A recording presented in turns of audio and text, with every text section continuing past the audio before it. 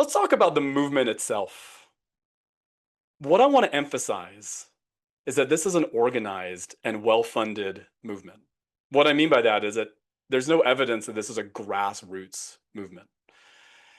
This movement has been around, this movement against civil rights, it's against DEI, it's against affirmative action, it's against critical race theory. It's essentially against any effort to try and overcome America's racist history.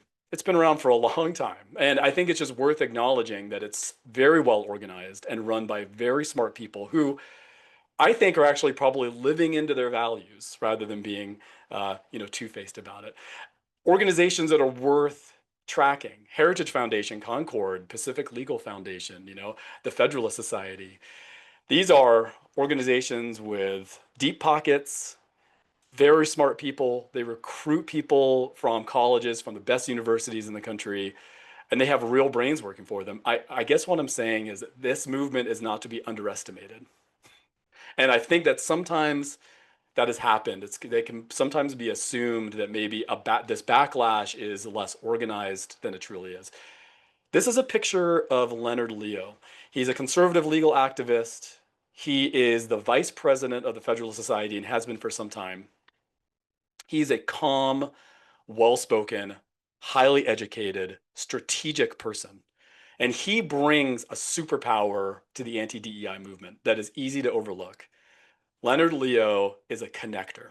He brings people together. He works behind the scenes and he makes these relationships. He's an organizer, if you think about it. Just like we have this, tradition of union organizing or left-leaning organizing, Leonard Leo is one of these people that can bring a community together. And he has been a leader in what I'll call this anti-DEI movement for well over a decade.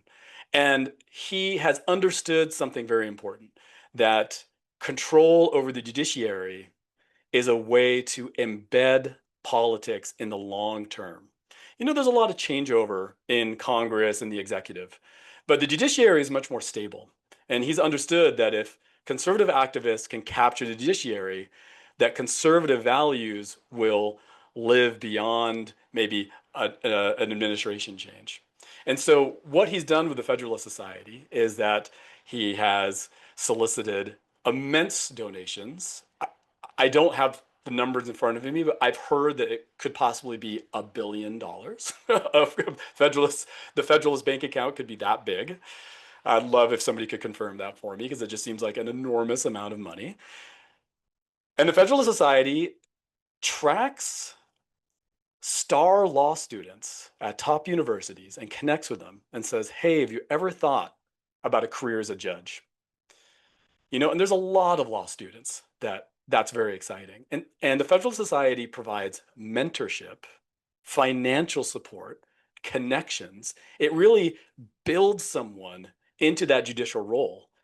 And what Leonard Leo has been able to do with that approach is change the American judiciary substantially over the last decade. There's so many conservative judges all over the country that really owe their career to Leonard Leo. So now this is a point at which I'm hoping to elicit a little bit of participation from you all. So the strategy that I just described most likely doesn't influence you. It just doesn't work. Let's just name the reasons why that might be. And so I think what you can do right now is just type in the chat, why don't you think this strategy works on you? And I would really encourage you to talk about yourself, and so what is it about you specifically that makes you sort of immune to this strategy? So I'm going to open up the chat and I'm going to see what comes through and going to address some things. Okay, so Sarah Crone says, hey, I have empathy for others. Okay, yeah. Education, empathy, humanity, seeing a lot. Oh, I saw something. Exposure to the other ideas. Well, this is great. Keep it coming. Education, education, education, education is coming up a lot. Education, empathy, right? A willingness to see other people as human beings. I think education is one that really stands out to me. Critical thinking, again, practiced. A marginalized identity, this message isn't going to resonate with you because you know what it's like to be on the margins. And so they're not talking to you. They're definitely talking to the majority. They're talking to the center. Yeah, I agree with that. This is fantastic.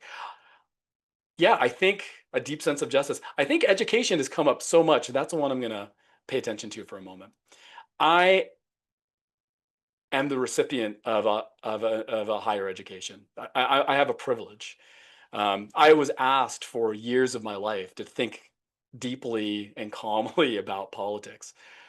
And so when I see these messages, I see them right away. I say, oh, there we go. Oh, that's good opinion research. In fact, I even come at it as a kind of a professional. That's good opinion research. That's a good message. Oh, I see where that lands.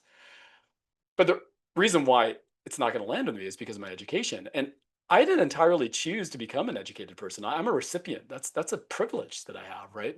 I remind myself of that to not get caught up in contempt and judgment for the people who do resonate with this message, because I don't think that gets us where we want to go. So I really try and lean into my empathy, recognize, okay, I have the privilege. These folks don't. People are scared. People are confused. People respond very badly to jargon. And I think that we can take a moment to admit that sometimes DEI practicing can involve a lot of jargon. Because there's so much to explain, right? And we're trying to get there as fast as we can. So we use shortcuts, and it's okay. But people are scared by jargon. They hear words that they're not familiar with. They feel excluded by that jargon. So yeah, I agree with you. And, Sarah asks, we talk about the importance of education, critical thinking, and recognizing that the conservative movement is trying to propagandize against DEI initiatives.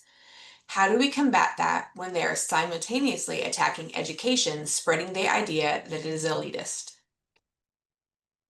I think that's been an important part of the message. It all comes down to fairness. It's always, I feel like that's the foundation of the message. And they're saying, it's the influence and the lifestyle of these university professionals. It's unfair, right? The fact that they get to lord over us and dictate to us what is right and wrong, that they get to lecture us, that is unfair. I feel like it always comes to, so the anti-elitist populist message comes down to, we want a society that's fair. And these people who push higher ed want a society of debt and their authority and their ego. Here's the tricky part, is that there's a lot that happens in the academy that reinforces that view. Like, yeah, there's lots of scholars who do behave in egotistical ways, who do talk down to people, who are condescending. I'm sorry, I need to call it out. It's like every single time someone in higher ed behaves like the stereotypical college elite, they are reinforcing that conservative message. We've got to clean up our behavior. So we've got to step up. Um, now, getting to the question of what do we do, I, I don't know right now. I want to work with you. I want to hear what you have to say. I want to collaborate. I want to be creative.